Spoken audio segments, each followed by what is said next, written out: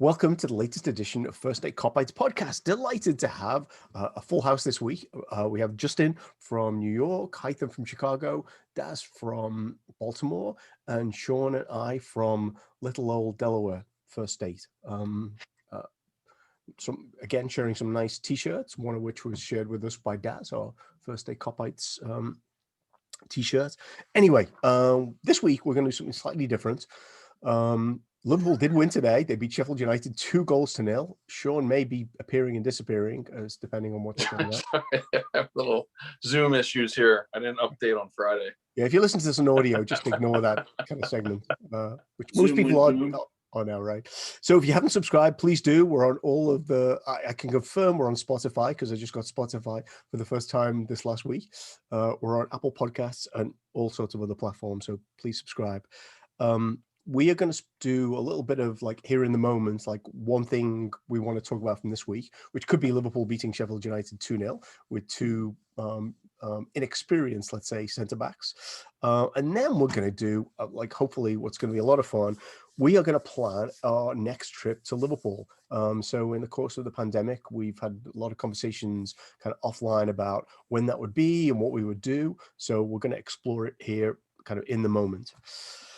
Till we get to that, I'm going to do once around on one random thing from this week that you would really like to reflect on. And because I can see you first, Justin, I am going to go to you. Well, I think that let's rip the cat out of the bag immediately. It's been a real bad week for refereeing in the Premier League. In particular, Lee Mason has had a real stinker with his ruling that Lewis Dunk can take a free kick and then, blowing a whistle again, basically blowing it dead, having a goal scored. And, in the ether, it cost Brighton a point, although missing two penalties is not really going to soften anybody's feelings on that. But it's just kind of a shambles. And it's real bad that it also comes at the point in time where they're having the attempt to try to clap for all the referees off of another mistake that Lee Mason made and with threats lodged at him. And I kind of feel for him a little bit because I don't think anybody deserves that. Yeah. But and then you also have the incident in the United Chelsea game. And you have Solskjaer's comments after that match as well. They've really dug themselves into a deep hole where they're trying to avoid any form of accountability. So as people who regularly listen to this will know, I don't watch United matches. So what happened in the United match? So Callum Hudson-Odoi has his hand way up. It's not necessarily over his shoulder, but he handles the ball in his own area. And, it goes to a VAR review. It's ruled not a handball. I think they're stretching the rule because his hand is very much not in a natural position. Granted, he's trying to jockey for position and trying to get his shoulder there, but still, nonetheless, he's handling the ball in the box, and it creates a situation where, Hudson-Odoi is able to get position, win the ball, and I'm not going to cry any tears for United, but it's just there's such a lack of consistency with how they're applying every rule at this point that it just feels like they're making it up as they go. I did see the moment where Harry Maguire mugged somebody in the game last week, and it's like, that's surely an offense on the street, never mind in the football field. But so yes, it's a mess. I don't have a lot of energy for it, but one thing I will, and feel free to chime in, anyone. One thing I will go to is, I think today we saw the perfect John Moss performance where he extended himself as far as he could, and kept calling fouls and having disruptions in the play so he could catch his breath before any more continued. I literally counted 5 minutes in the first half where Sheffield United took throw-ins and corners and goal kicks that were chalked off, and then suddenly we have no added time. So not only that, I'm pretty sure he blew the whistle before 45 minutes. It's like he couldn't wait to get off the pitch. Well, didn't want anyone to put a thing up, say 2 minutes to go. We're like, oh shit. Well, there's that whole deflated ball thing where he was sprinting back and forth for that. And then if you I mentioned in our chat, right after that, he called a foul on Trent all the way over on the sideline that I thought was iffy. And he had to have been 40 yards from the play. Yeah. He was nowhere near. He was worn out from all the running for the deflated ball. It's just, it's just a joke. you know, at this point. But John Moss doesn't do sidelines. I think that's Moss by name, Moss by nature. Actually, Moss might actually grow quicker than John Moss moves. It's actually I listened to this zonal marking podcast, not to get too off base here, but it was based on an article in The Athletic, I guess earlier this month, that I want to read, that was on running stats. And I guess they've classified 6 different areas of running, from like walking to jogging to you know, fast running to sprinting. And I was thinking to myself, like, how how many of the top 3 did John Moss do in this match? You know, it was mostly walking and slow jogging, from what I could tell. But exhausted. Let's blow the whistle for something. yeah. Imagine foul by Trent. It's funny you mentioned like the ball being deflated, because as soon as that happened, I was like, this feels like this is a ploy. It feels like they're actually trying to wear out the referee. Well, has there ever been a point watching a match that John Moss has refereed where you're like, yeah, this man really belongs on the field with the fittest professional athletes on the planet? Yeah. Wasn't he a PE teacher? James Milner's PE teacher, right? That's an embarrassment. It is. But So, you know, the other thing that's funny is you think about how much he has to run to referee all these matches, and he's still that fat, right? I mean, like, he's got to be, what's he got to be eating all week? I don't know. Again, last time I talked about it, I got to not talk because I'm horribly out of shape. But, you know, again, I'm not refereeing Premier League soccer matches. So that was clearly a big topic. Thank you, Justin. How did Lee Mason get off so lightly? I have no idea. In our conversation, it's one of those things where you feel. I kind of feel for Lee Mason at this point, right? Because like at some point you have to accept the fact that even though the premise of refereeing in this is so bad, that I almost can't feel badly for the individual referees, because there's nothing to hold the entire system to account. Yep. Yeah. I do have a question though. Where was Michael Oliver this weekend? I didn't watch a lot of. He did the United Chelsea match. Oh, he did. Okay. All right. Allegedly, I heard. No. He was. I'm trying to remember. It was yesterday. But which match? I forgot. Maybe the City match. The United Chelsea match. It wasn't Oliver. I don't know. We shouldn't know who any of Stuart these Atwell. people Sorry, are. you're correct. It's Stuart Atwell. Okay, yeah. I'm learning them so much more than I ever have, you know, this year, just because the standard is plummeting. But Well, wasn't Lee Mason the referee for the Leicester City game? And Madison came out and said like he didn't have a clue for. Yeah. He was clueless about the foul outside the box. I can't remember if that was Lee Mason or Anthony Taylor. Anthony Taylor sounds. What's the boldness? The boldness always throws me off, because you just have like the balls and then the hairs, and the balls are like really hard to tell apart. And they're from Manchester. Like ubiquitous baldies. That's a good topic to start. How about I move us along slightly so we can get to our like trip to Liverpool, because I feel like that's, you know, going to be a safe, nice place to be. Haitham, you have one thing from the week. I actually have 2 things. I'm not gonna speak about them a lot. Number 1, Mane's form is it's not his form actually. His form is okay because he's running. Well, it's the form, I guess. Maybe his stamina is okay, but his form is iffy. But the one thing that I noticed is his touch is just, I don't know what happened to it. It just seems like out of 10 touches, only 2 are fine. Not sure what's going on there. I hope he regains it soon, because it's just worrying.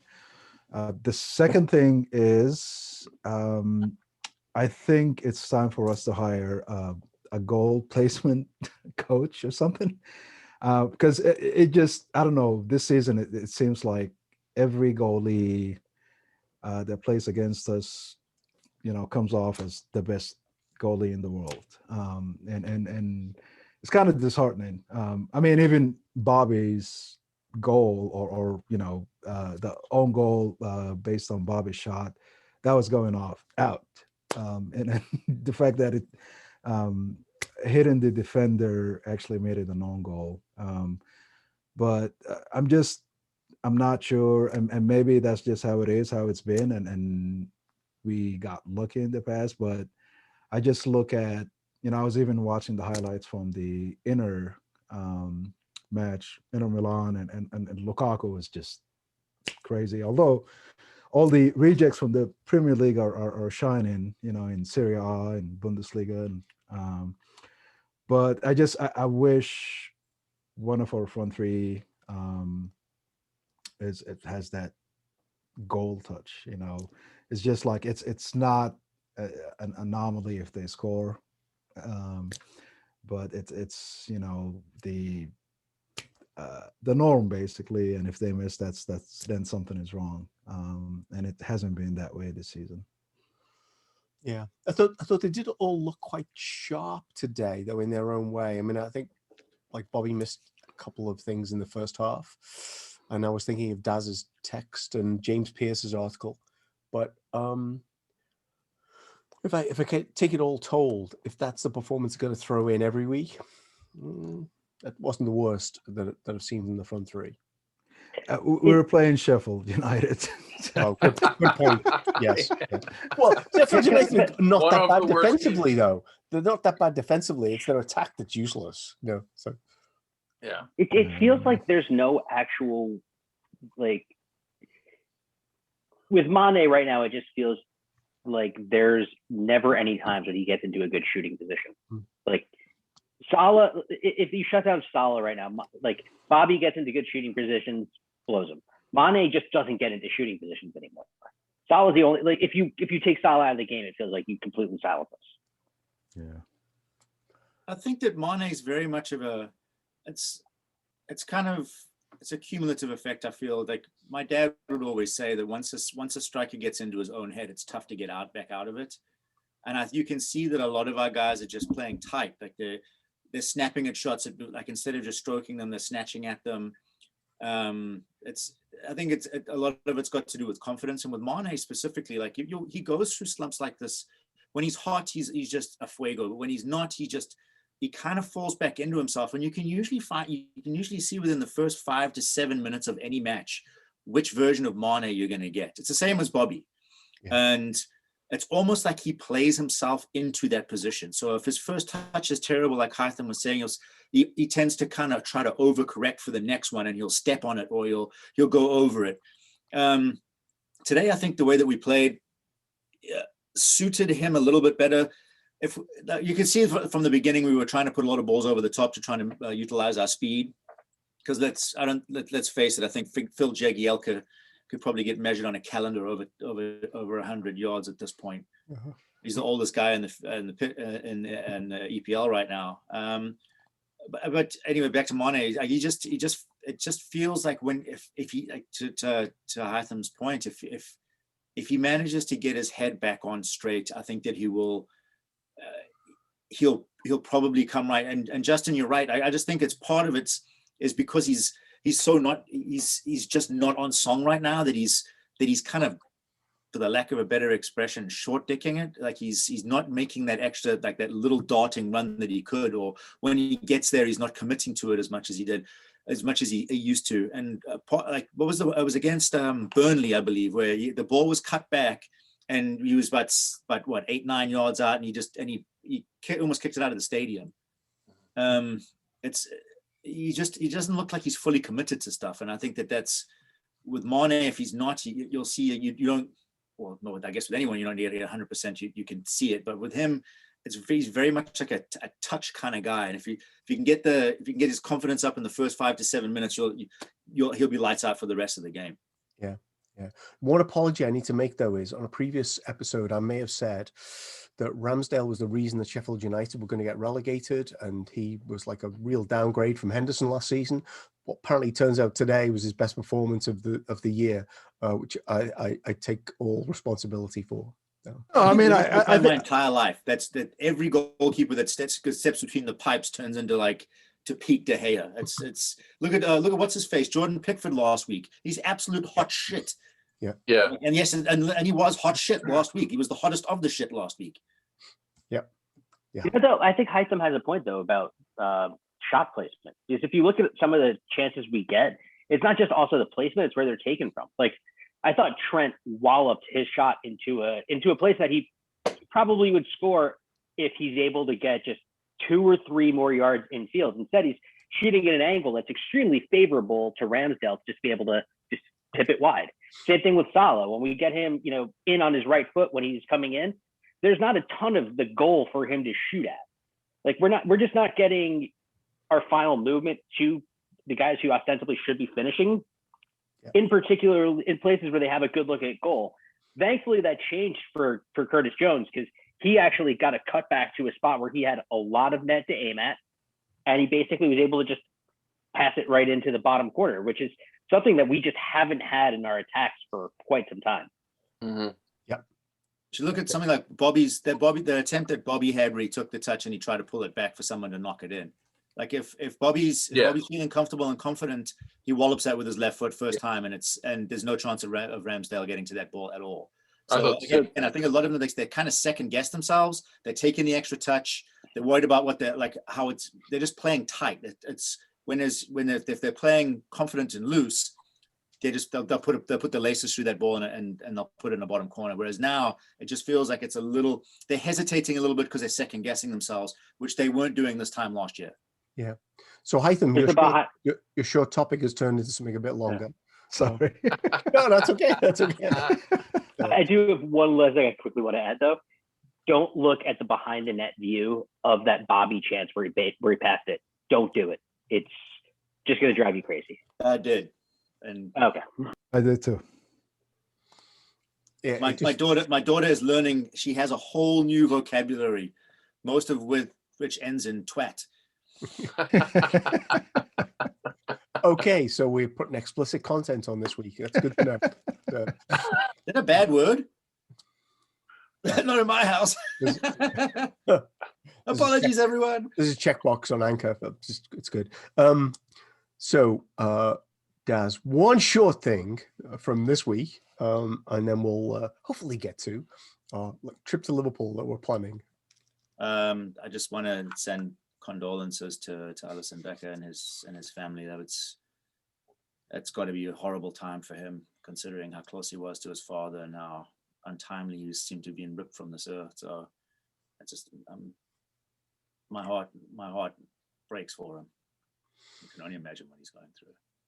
Yeah. Hard to know what anyone else's experience is, but I'm sure we've all lost someone really close to us, and wow, that doesn't seem kind of right that he's not, because I don't think he's allowed to travel to Brazil. I think is that what I'm understanding? I think he could go, but if he comes back, he has to quarantine for 10 days, I think. Wow. Okay. Yeah. And the club said you need to do what you need to do, and so they've given him, from what I've read, is like they said it's up to you if you want to go. We support you 100%. Love that. Sean, final word. Are you going to talk about James Balagizi? Is that what we called him? Or do you have another topic? Whatever. I just wanted to mention that I thought that the performance today was very, very good. I feel like from a performance perspective, I think we're continuing to kind of slowly get better. It's not showing up in the results, I think largely because we're not finishing and we're not getting the final ball right. But again, it was Sheffield United, but that was the highest XG we've had in a game since November. Sorry, Haitham said he was going to leave the call if you mentioned XG. It just means the quality of the chances that we got were the best since November. So, we're just not finishing still, but I just thought it was a good performance all around. And I second Daz's comment on Ali. Obviously, it's hard to know what to say. On top of everything else this season, to have something like that happen. And it's interesting to see the team's reaction this week. Kind of coming out and playing that way. In terms of I can't pronounce our youngsters' names, but just Harvey Elliott. Well, there's Harvey Elliott. Yeah, I can pronounce that. Joking. I think.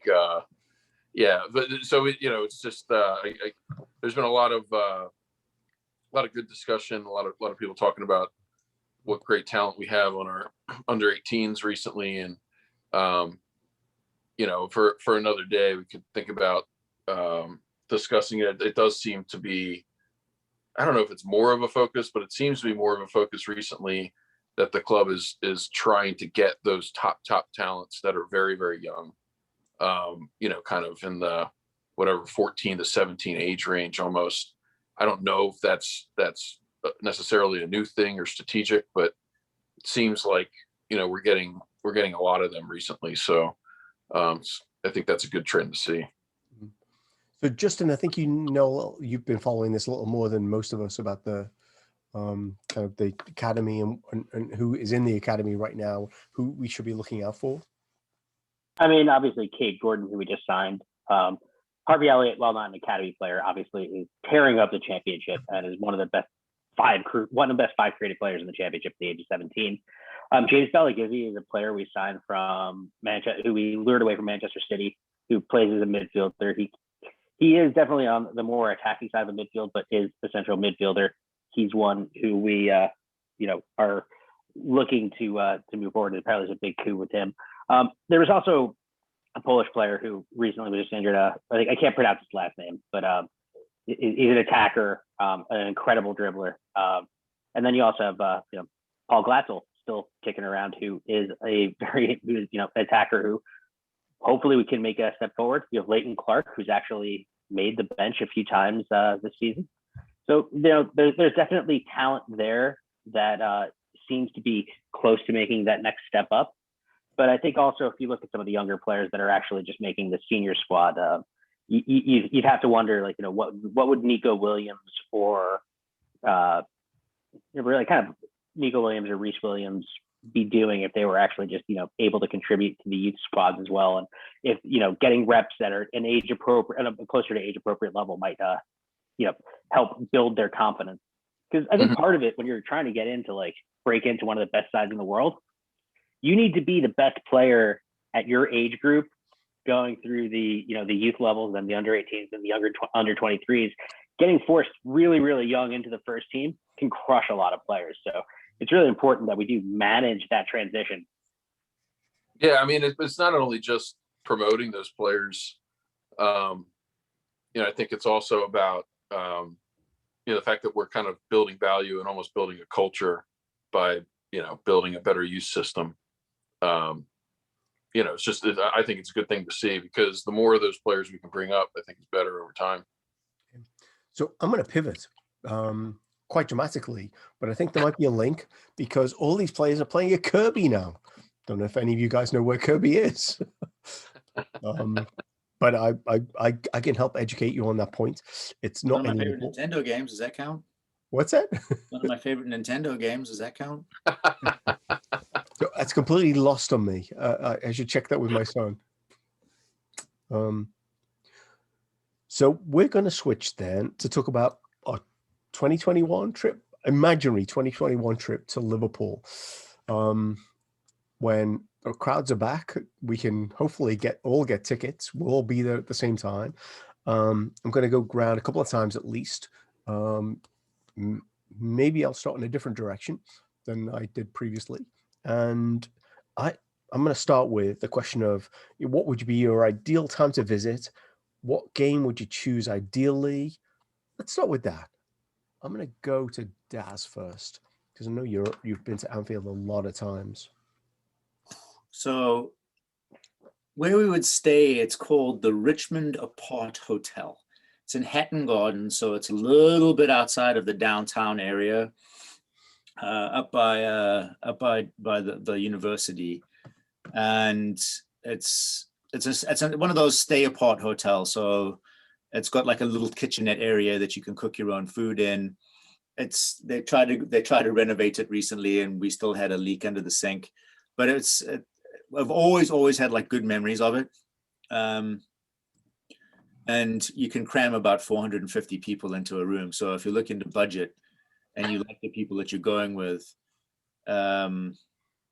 it's a good option.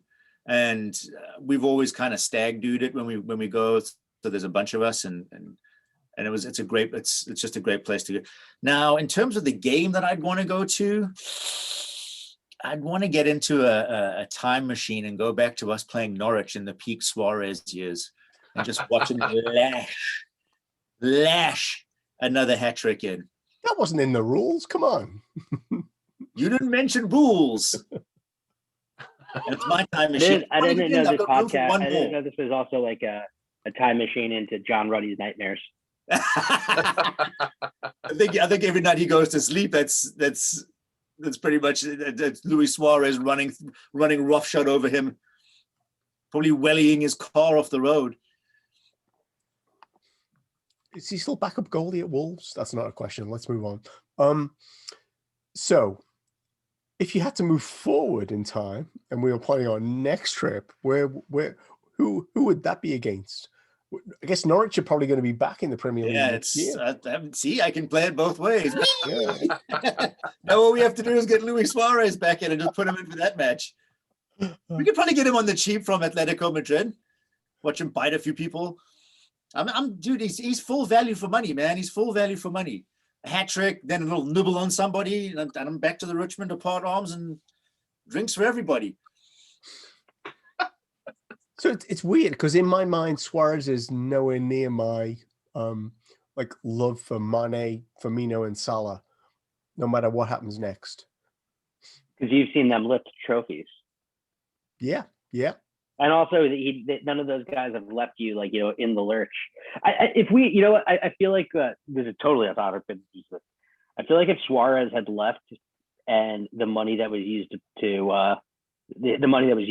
that was generated from him wasn't splurged onto so many players who didn't work out, his reputation would be slightly different. Maybe. Yeah. No, it's a fair point. But we don't need to indulge that conversation any further. No. So we're in 2021 because I'm thinking that's when we're going. And I'm going to be leading now because I don't want to go back to Suarez Norwich because then I'd have to suffer 3 years of nothing. Rodgers 2015 season. Time machine. I can go wherever the hell I want. So we're in 2021. Justin's got a memorable birthday coming up. I turned 40 in January. So I would one of the things that I would like to, I turned right at the beginning of January, so it was right around the New Year's Day game. I would like to go to, my birthday is January 3rd. So the closest game that I could find is January 3rd, 2022. I would like to go. Usually that's around either a league game or usually then the first weekend that the Premier League is in the FA Cup. So, I feel like getting a large crew of people is usually easier to coordinate for something like the FA Cup. That said, there is the one problem that you do face with Liverpool in January. It's cold and there's nothing that blocks wind between Anfield and the Irish Sea. Well, it could be worse. Could be on Bramley Dock, which is absolutely got nothing blocking it. Just looking forward a little bit. So sorry, bit of reference there. Bramley Dock, where Everton are going to be. That's the new Everton ground. Yeah, that got to be anyway. Yes. Could we? But also January. Some lower league teams, like maybe go watch Rovers. Oh, that's the next round of questions. Right now we're fixing on who are Liverpool playing and when would we like to go. So at this exact moment in time, it does not matter to me who they play. Mm-hmm. Just that I can go back to Anfield at some point soon. That's really it. We could play against anybody, and I'll be perfectly happy just to be there.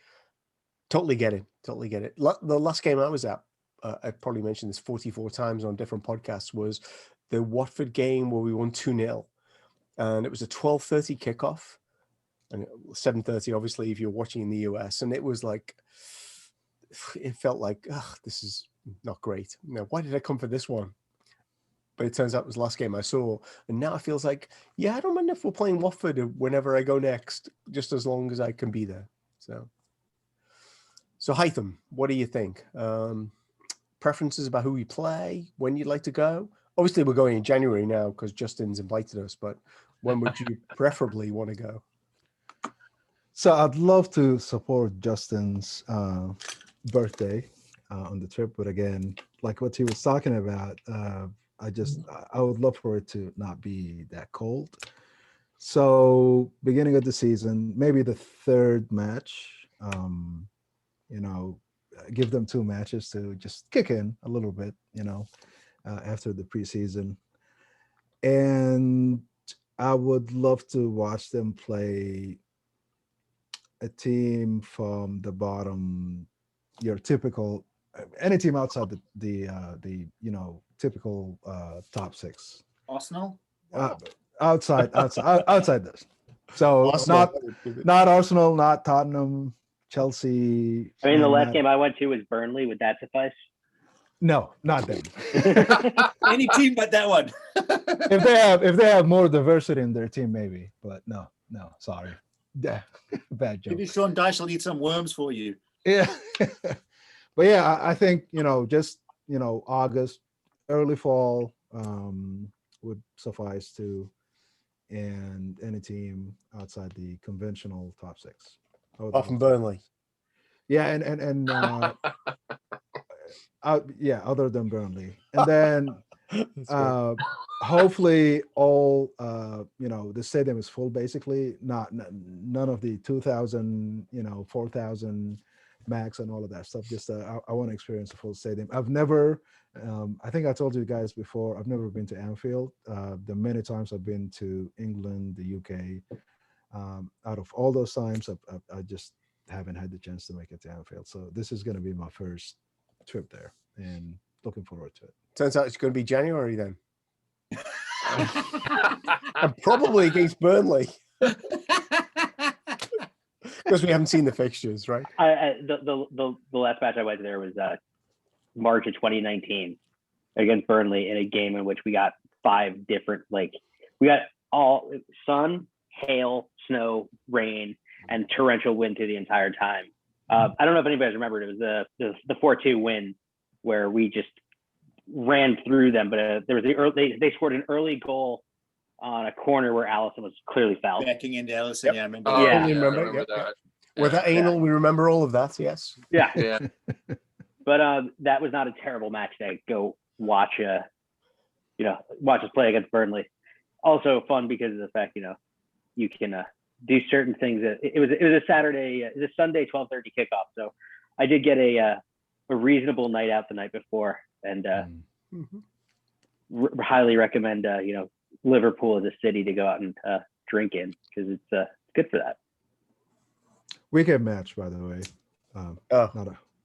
Not a midweek match. No, Jesus, all these rules. My first time. Preferences. You wait, if you're over your first time, you'd pass up a famous Anfield European Tuesday or Wednesday night. Wow. That'll be the next time. But I just want to see a PL match first.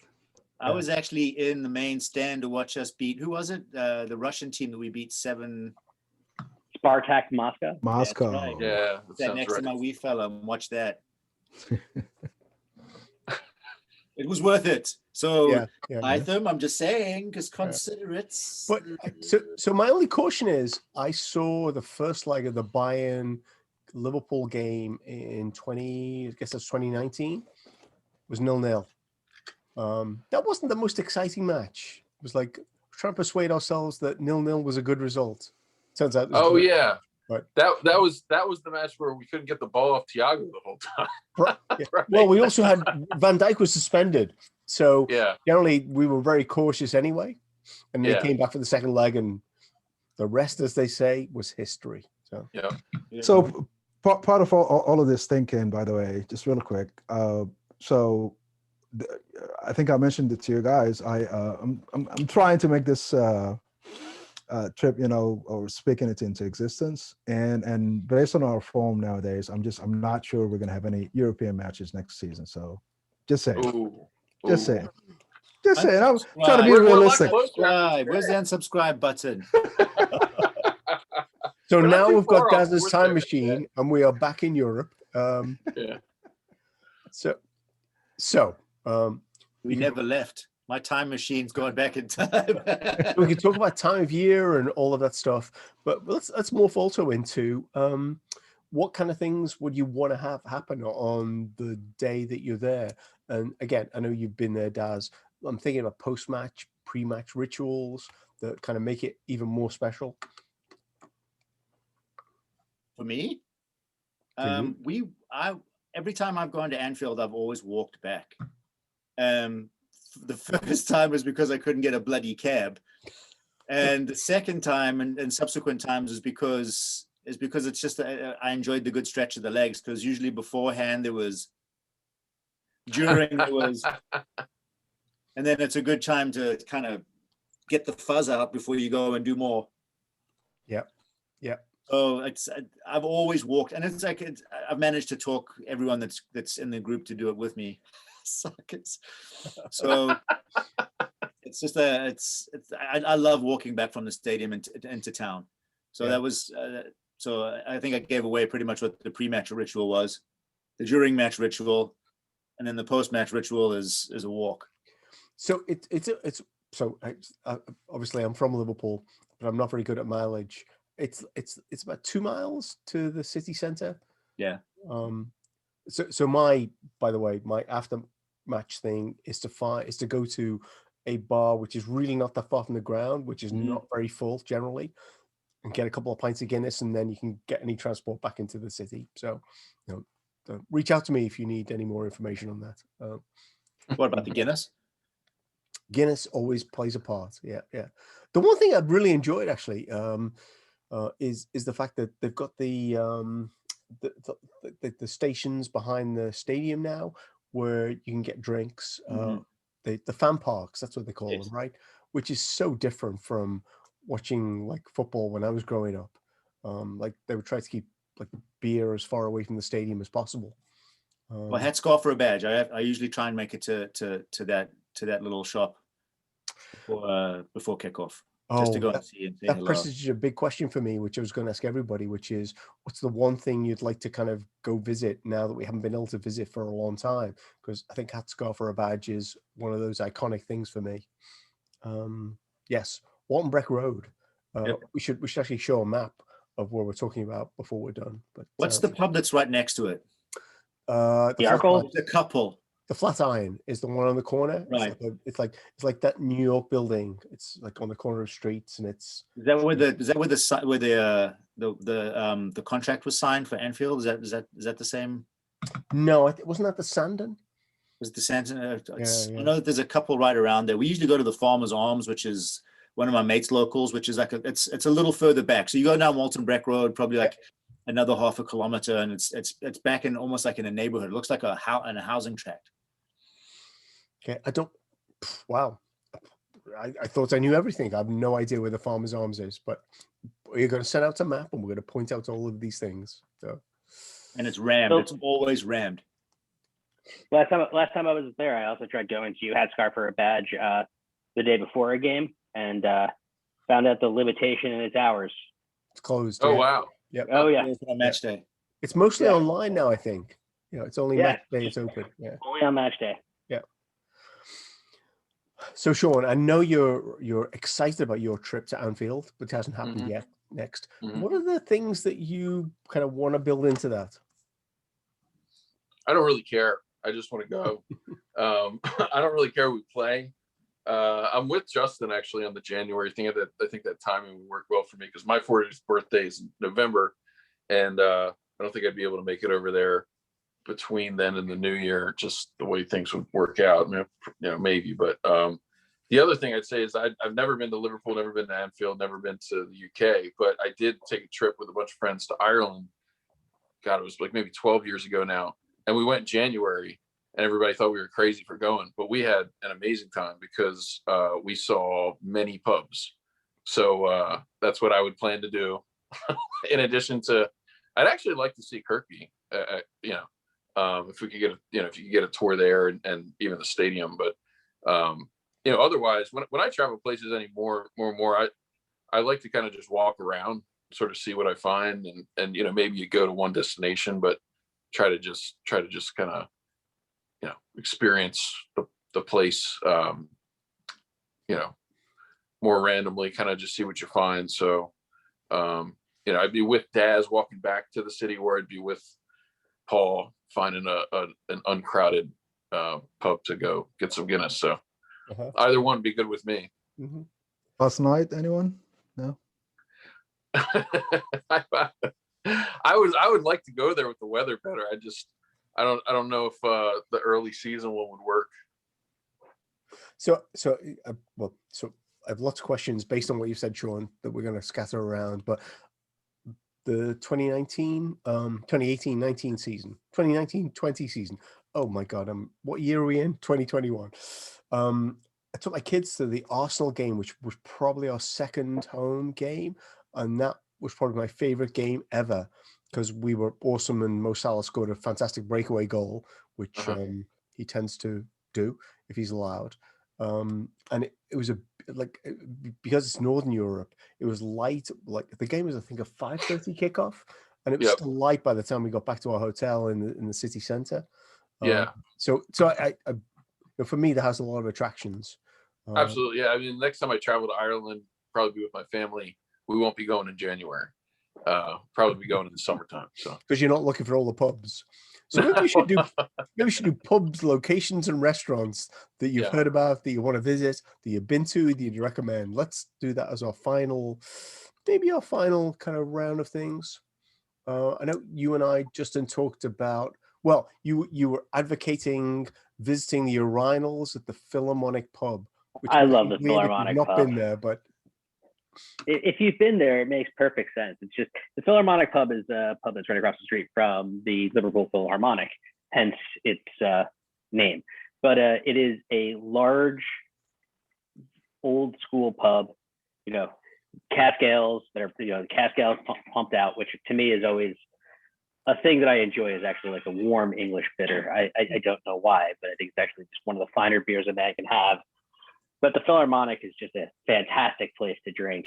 The urinal, I mean, I'm not going to describe a urinal on a podcast, but it's just, I just think that grand. It's very grandiose. They are fantastic. Yeah, you might actually gloss up the whole pod if you. But I will say that you do owe it to yourself to drink enough there, to use the restrooms, because they are, they're real like 19th century splendor is the way I put it. And there's also just the huge back room where you can find just a really, really good table to sit at. And it's just the type of place that feels like you can spend a lot of time. Plus also, it fulfills my one thing that I enjoy with going out for any drinking establishment in Liverpool, which is that it's not in Liverpool 1.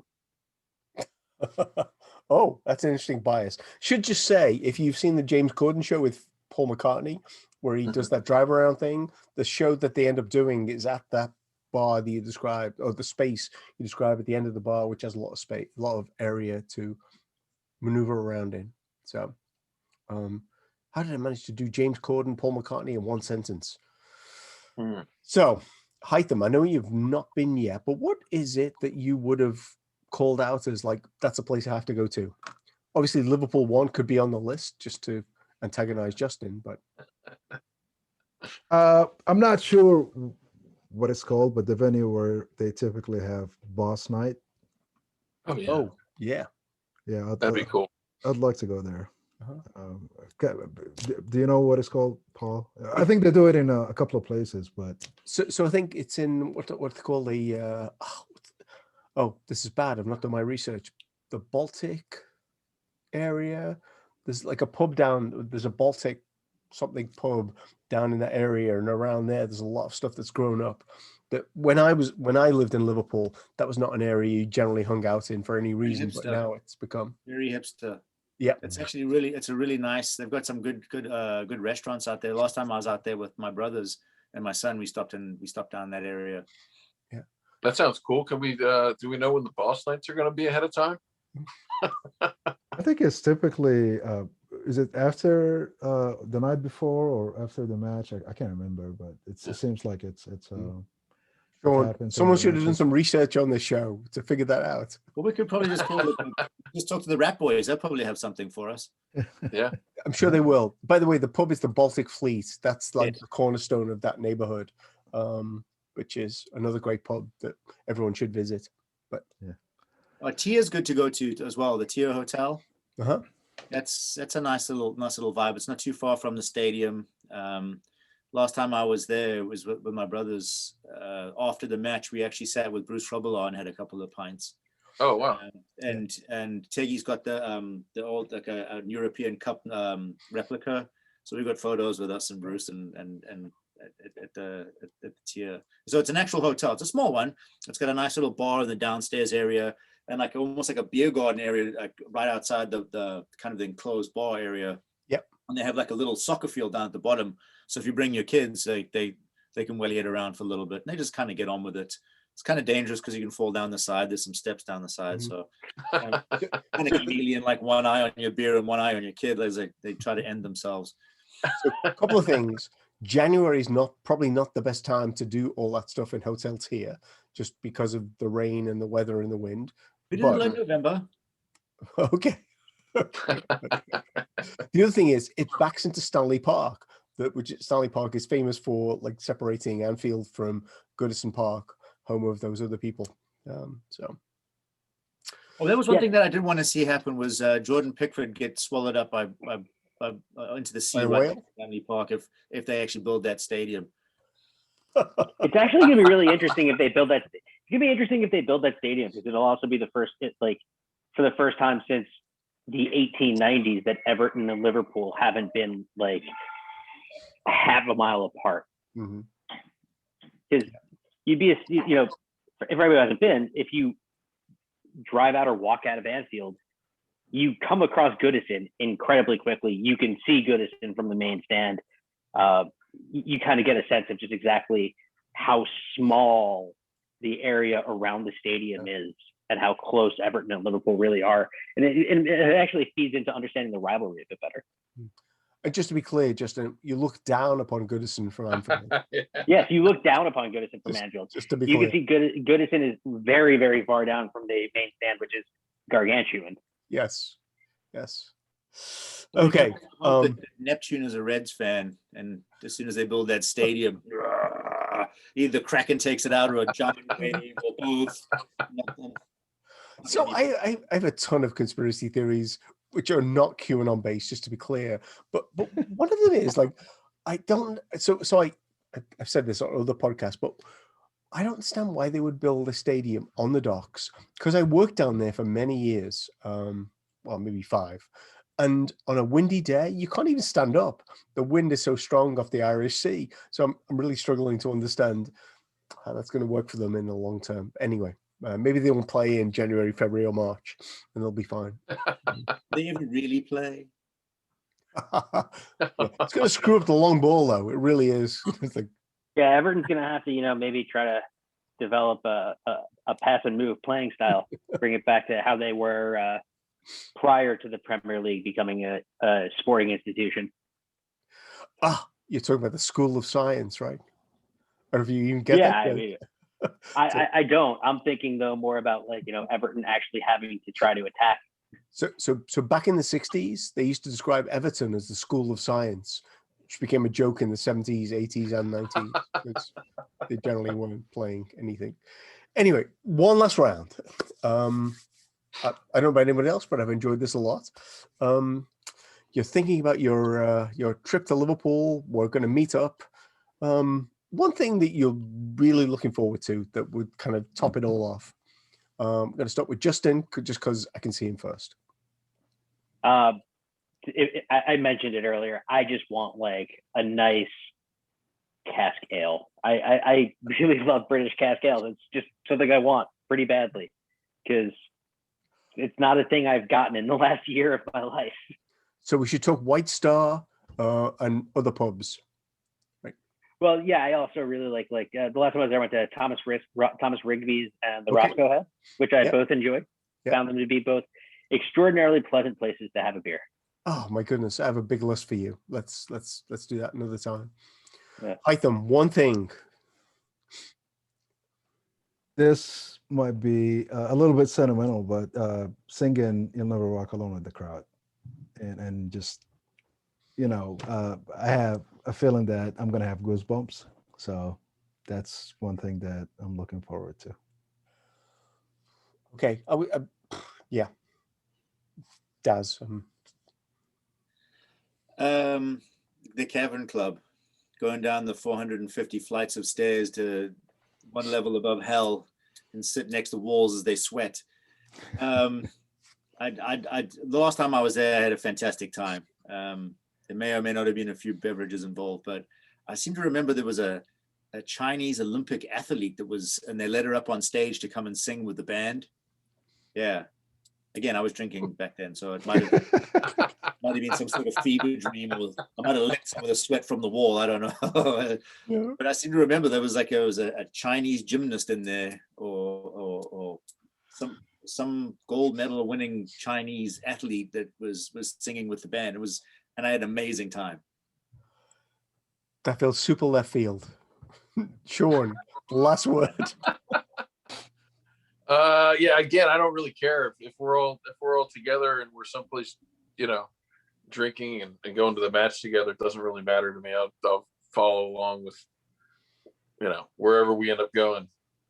So I'm going to end it there, but I'm thinking like the things I'm taking away. There's tons of things I'm taking away, but White Star, definitely a must visit place. Apparently the Beatles hang out there and they've got their own plaques on the wall. And Hatscar for a badge, definitely worth a visit. Hey, can't believe we didn't mention the river, the docks, whatever else, but still looking forward to this trip. Thank you, everybody. Thank you, Justin. Thank you, Haitham, Daz, Sean.